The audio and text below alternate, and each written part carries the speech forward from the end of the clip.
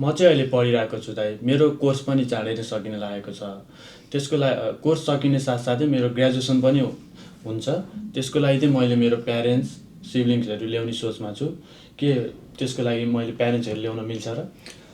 तिम्रो graduation सेरोमनीको event देखाएर हामीले तिम्रो प्यारेन्ट्स अथवा चाहिँ सिब्लिङहरूको टुरिस्ट भिसा एप्लाई गरेर अस्ट्रेलिया बोलाउन मिल्छ।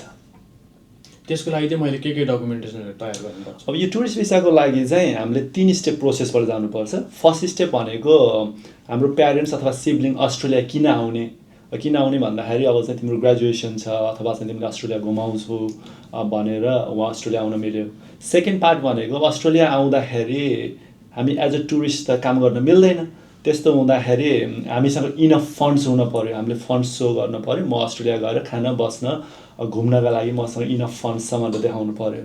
र थर्ड कुरा भनेको मैले अस्ट्रेलियामा उहाँहरू अस्ट्रेलियामा आएर घुमेपछि नेपाल फर्किने रिजन के छ त नि भनेर देखाउनुपर्छ। त्यसको लागि चाहिँ हामीले नेपालमा हाम्रो सम्पत्तिहरू, फ्यामिली, सोसियल टाइजहरू हैन त्यो सब अथवा चाहिँ अब बिजनेसहरू गर्नुभएको छ, कामहरू गर्नुभएको छ भने त्यो सबै टाइजहरू, इकोनोमिक टाइजहरू देखायो भने टुरिस्ट भिसा एप्लाई गरेर बोलाउन मिल्छ। ओके, थ्याङ्क यू दाइ।